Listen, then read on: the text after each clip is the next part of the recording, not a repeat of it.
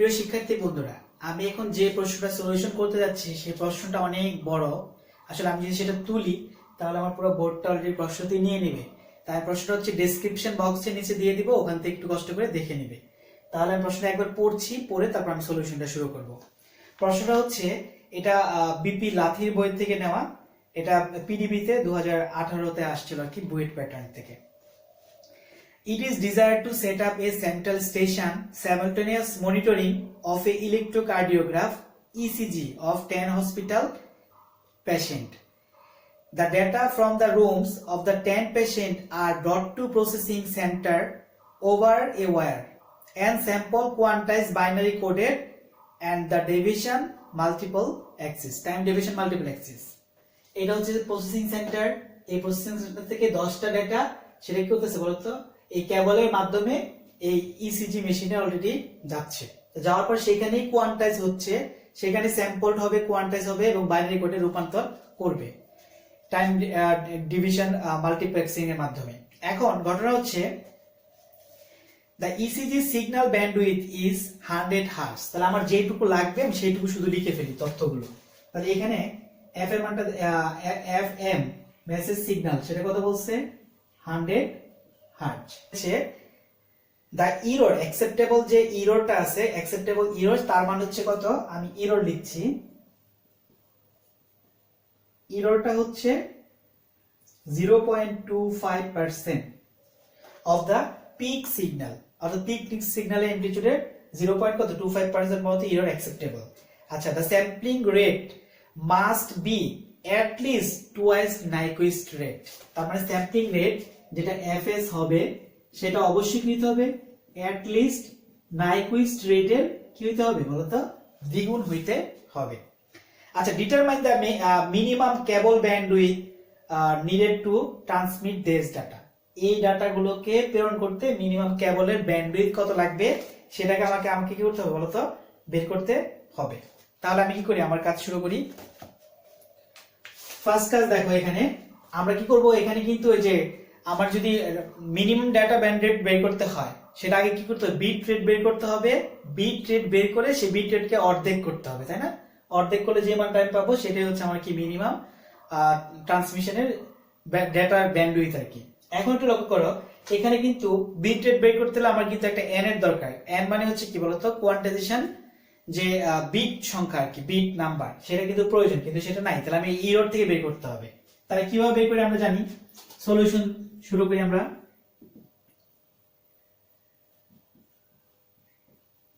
Pick value আমরা কি জানি বলতো, এমপি।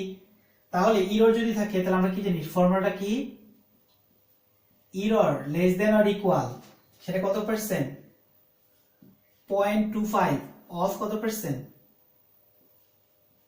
এমপি। তাহলে আমি যদি আবার কাজটা করি, 0.25% মানে হচ্ছে 0.25% মানে হচ্ছে 0.25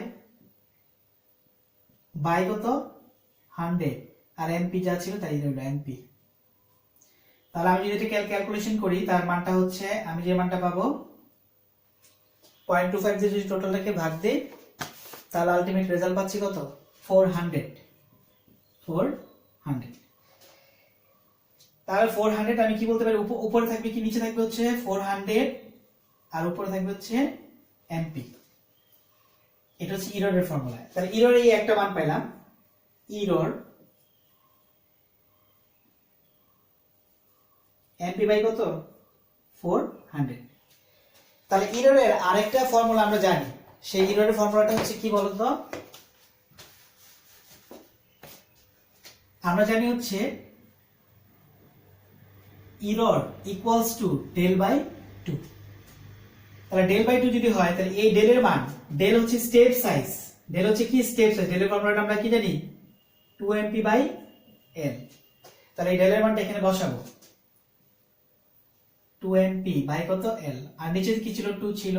তাহলে যদি ক্যালকুলেশন করি 2mp আর নিচে গুণ করলে সেটা 2l হবে, তাই কাটাকাটি করলে তার মান কত, mp বাই কত, l।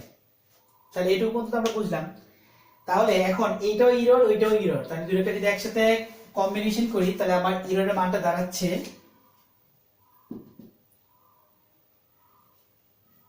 MPL less than or equal MP 400। এখন লক্ষ্য কর দুই পাশ থেকে যদি আমি MP বাদ দেই তাহলে কি থাকবে 1/L 1 কত 400। আমি যে উল্টিয়ে দিব তার মানে হচ্ছে তখন L আর এই চিহ্নটা কিন্তু উল্টে যাবে, এরকম হবে, হ্যাঁ 400। এখন ঘটনা হচ্ছে কি আমি জানি এটাকে বাইনারি বিটে রূপান্তর করতে হবে, তাই না? মানে অর্থাৎ হচ্ছে এই যে L এর মানটা, L মানে হচ্ছে কোয়ান্টাইজেশন লেভেল, তার মানটা অবশ্যই নিকটবর্তী 2 টু দ্য পাওয়ার n সংখ্যক হওয়া উচিত। আচ্ছা, তা নিকটবর্তী 2 টু দ্য পাওয়ার n সংখ্যক যদি আমি বানাতে চাই তাহলে এর মান কত হইতে হবে?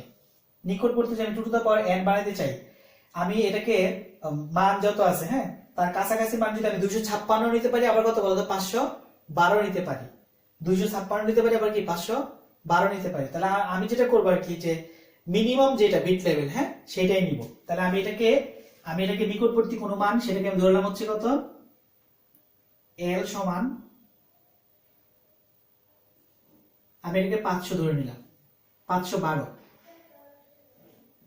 তাহলে 512 যদি নেই তাহলে L কত পাবো? এটা 2 টু দ্য পাওয়ার 9। তার মানে হচ্ছে L এর মানটা হচ্ছে আমি পেলাম কত 9। তাহলে L না, এখানে থাকবে হচ্ছে কি বলতো N। তাহলে N এর মানটা আমি কত পেলাম? বিট সংখ্যাটা পেলাম কত 9 পেলাম। তাহলে আমার যখন বিট সংখ্যা পেয়ে গেছি, তাহলে এখন আমি যে কাজটা করব স্যাম্পলিং এর মানটা বের করব। স্যাম্পলিং ফ্রিকোয়েন্সি কত তার মানটা বের করব। ফার্স্টে স্যাম্পলিং ফ্রিকোয়েন্সি বের করার আগে আমি বের করব হচ্ছে নাইকুইস্ট ফ্রিকোয়েন্সি। নাইকুইস্ট ফ্রিকোয়েন্সি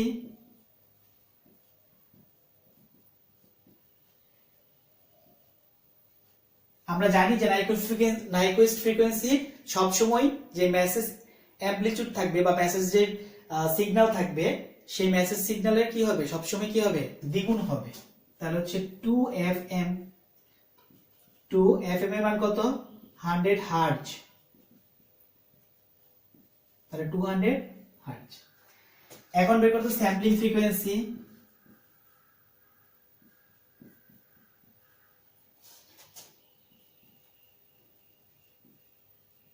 স্যাম্পলিং ফ্রিকোয়েন্সি মান কি? স্যাম্পলিং ফ্রিকোয়েন্সি আমি যদি প্রকাশ করি fs দ্বারা, তার ফর্মুলাটা হচ্ছে 2FNQ। NQ মানে হচ্ছে নাইকুইস্ট ফ্রিকোয়েন্সি, তাহলে 2 × 200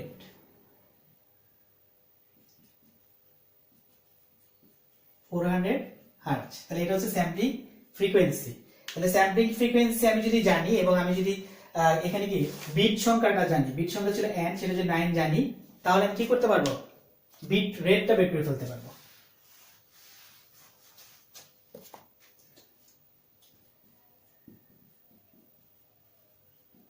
বিট রেট অথবা ডাটা রেটও বলতে পারি n *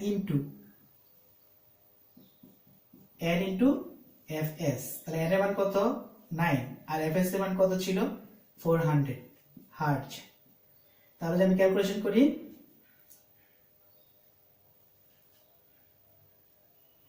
এটা কি বলতে পারবো বিপিএস। আমাকে বের করতে হবে হচ্ছে মিনিমাম ব্যান্ডউইথ, মিনিমাম কেবল ব্যান্ডউইথ। তাহলে বিট রেটটা আমার কিন্তু রাখলাম। আচ্ছা, আমরা কি জানি? আমরা জানি যে 2 bps 2 bit per second equals to 1 hertz. তার মানে কি, অর্থাৎ কোন চ্যানেলের ভিতর দিয়ে যদি আমি কি করতে চাই, যদি 2 বিট পাঠাতে চাই, তার জন্য আমার কি 1 হার্জের দরকার। তাহলে আমার মূলত হচ্ছে কতগুলো বিট পেলাম আর সেটুকু পাঠাতে মূলত ন্যূনতম কেবলের ব্যান্ডউইথ কত দরকার সেটা আমি কিন্তু বের করতেছি। তাহলে আমি হচ্ছে মিনিমাম কেবল ব্যান্ডউইথ, মিনিমাম কেবল ব্যান্ডউইথ কত হবে RB/2। RB ছিল 36 বিপিএস। তাহলে এটা হচ্ছে কি বলতো মিনিমাম ব্যান্ডউইথ, সেটা হচ্ছে একটা কি বলতো চ্যানেলের জন্য। তাহলে আমার হচ্ছে কয়টা চ্যানেল? এখানে 10টা চ্যানেল। 10টা চ্যানেলের জন্য আমি যদি বের করতে চাই তাহলে আমি লিখবো হচ্ছে for 10 channel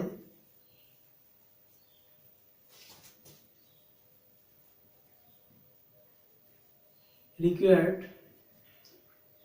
10 into BPS, তার মানে হচ্ছে 18,000 BPS। আর আমি যদি কিলোতে নেই তাহলে হচ্ছে 18 kbps। তাহলে এই ছিল হচ্ছে আমার 10 চ্যানেলের জন্য রিকোয়ার্ড ব্যান্ডউইথের পরিমাণ। তো শিক্ষার্থীরা ধন্যবাদ সবাইকে।